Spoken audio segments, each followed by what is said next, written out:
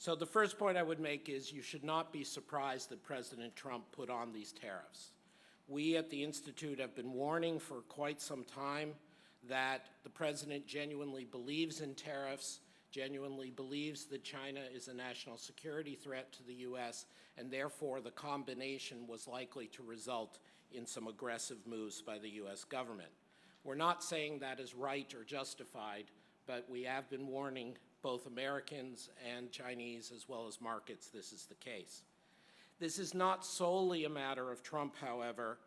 The shift in opinion among business elites in the U.S. and among defense elites in the U.S.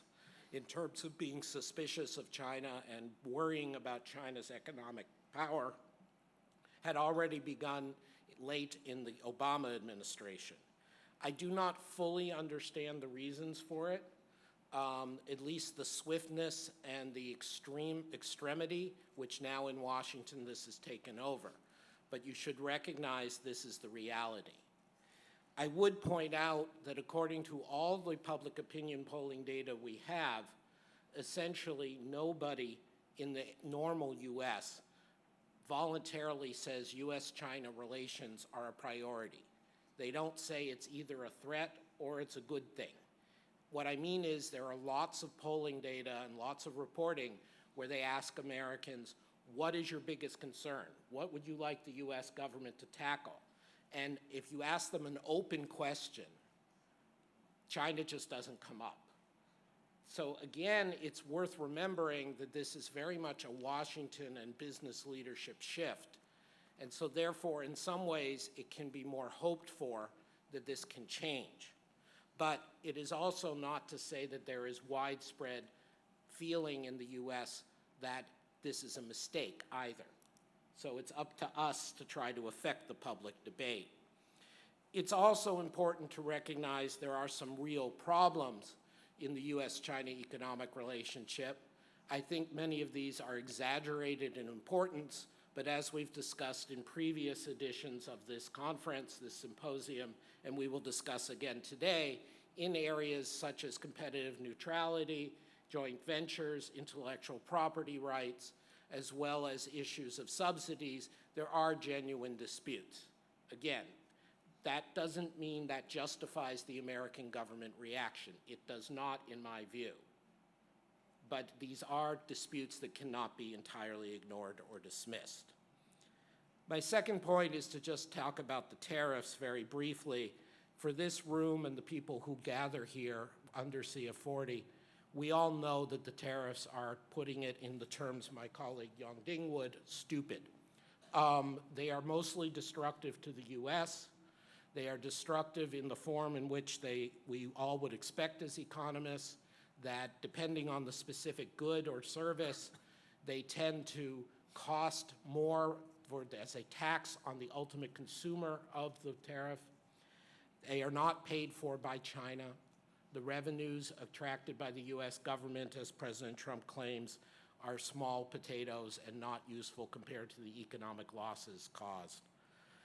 It is important to recognize, and my colleague Robert Lawrence, among others, will talk about this, that the damage to the U.S. economy and to the Chinese economy from the tariffs is amplified in a world of global supply chains, that because of the complexity and the interactions and efficiency of these supply chains, that means that the tariffs at intermediate stages of production cost more and are more disruptive.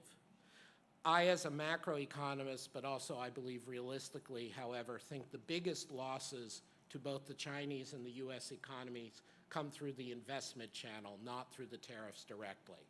We have created a new regime in economic terms of ongoing uncertainty in which there will be diminished investment overall and in which there will be more inefficient investment. This is partly clouded in the aggregate data. Sorry, just checking how long I'm going. In the aggregate data because there are redundant, inefficient investments being made. There are investments being made to back up or diversify supply chains. There are investments being made to ensure market access. These may, on balance, given the politics, be the rational thing to do, but in economic terms, these are redundant investments or distortionary investments at best. In my view, this US-China economic conflict is part of what I've referred to in a speech at the AEA earlier this year as the corrosion of globalization.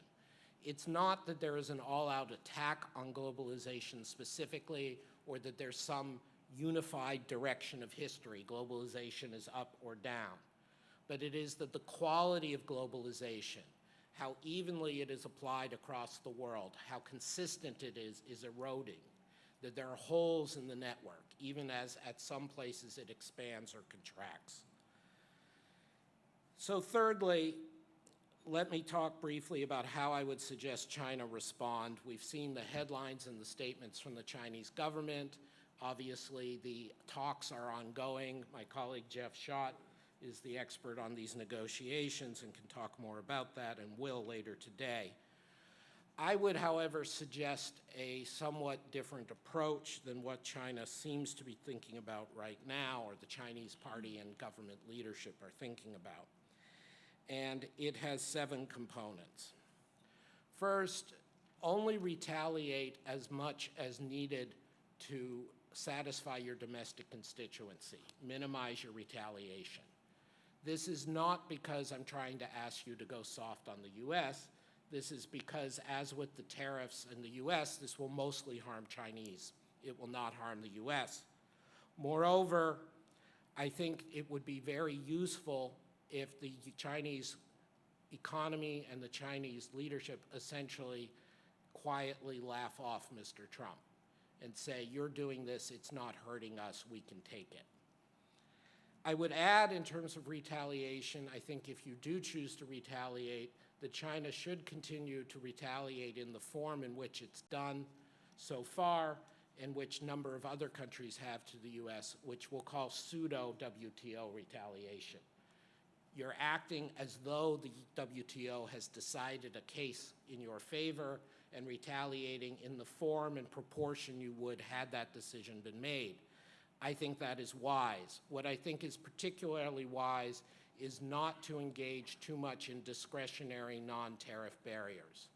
This could mean various things such as harassment of goods and delay of goods coming into China. This could mean additional harassment of US companies. Again, this is not because I'm saying spare the poor US. This is because I think non-tariff barriers of that sort are likely to feed the narrative in Washington that China plays unfair, and they are likely to play badly in the US media with average people as stories of abusive Chinese power. You have a strong hand, you don't need to do that. Second, I would take a page from the book of the Japanese government, which has actually been very successful in negotiating, or rather resisting negotiations with President Trump. There are 2 things that they have done in addition to not retaliating. First, they have drawn a line and said, we will go no further.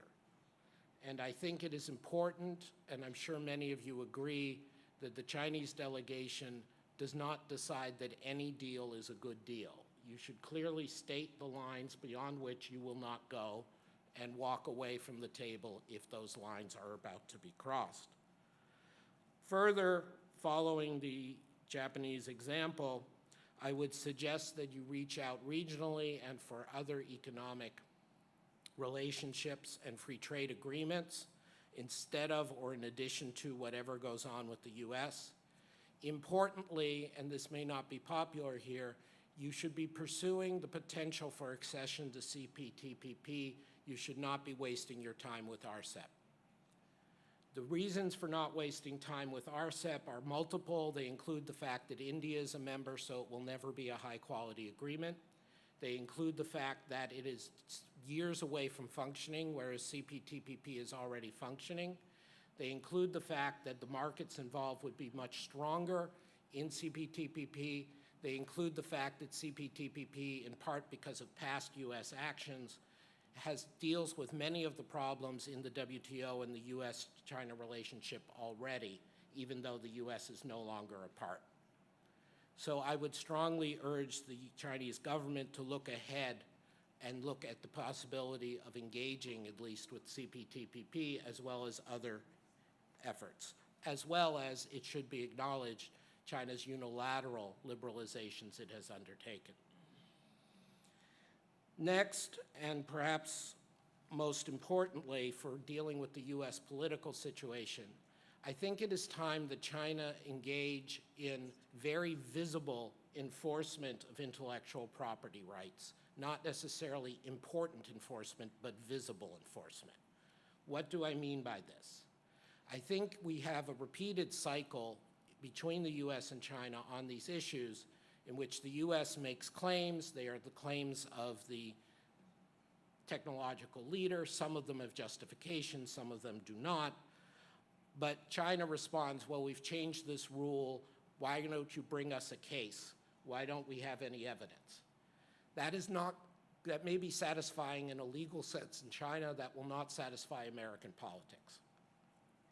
I think, frankly, were China to go after things that are of less economic significance, but extremely visual, for example, crackdown on the millions of illicit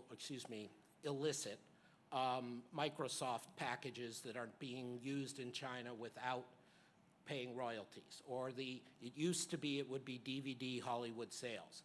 Let me be clear, the Peterson Institute does not have significant support from any of those industries. I am not speaking on behalf of those companies. I am saying this because you can make a big show on TV that you are punishing people who are violating intellectual property rules. This will help your case in the U.S. This is consistent, frankly, with Chinese law, and it will not do much of anything to your economy. It is merely a shift of who gets the rents. And I would suggest a very visible act of enforcement would be good. As the three colleagues sitting to my left who are veterans of U.S. trade wars know, Congress is all about the word enforcement. If you can demonstrate you're enforcing rules, Congress will be much happier. Exchange rates are a key issue. I know we have many good macroeconomists in the audience. We've discussed this very substantively in past economist symposiums. I think most economists, certainly everyone at PIAE, believes China's exchange rate policy now is in a good place, and China is obviously not manipulating the currency. I think Professor Yu was exactly right to talk a few years ago about keeping the capital account closed. I said so at this meeting multiple times. I think as long as you do that and pursue exchange rate stability, it will avoid problems for you and, importantly, for others in the world. I think similar to during the Asian financial crisis 20 years ago, China gains in stature and use of its currency by providing a stable anchor for those around it. Finally, and this is perhaps the least popular thing I can say here, but I think China's representatives need to find a new word than constantly saying we're still a developing country. If we travel around China, we know about the great regional differences, the need for additional investment and development and infrastructure. I do not deny that. But I must admit that going back through the Bush administration and the Obama administration, including up now through the Trump administration, very few things set an American negotiator's teeth on edge, like the Chinese government perceived as whining, but we're a developing country. China is different. It is not a developing country in the same sense that others are developing countries. I think that there has to be, as part of the WTO reform effort, some kind of new classification or tiered classification that applies effectively only to China and that has to be treated differently. It doesn't mean that China has to subscribe to everything that an advanced economy is asked to subscribe to. It does mean that there is great advantage in China realistically recognizing that that claim and that rhetoric is costing them more than it's helping. Thank you very much.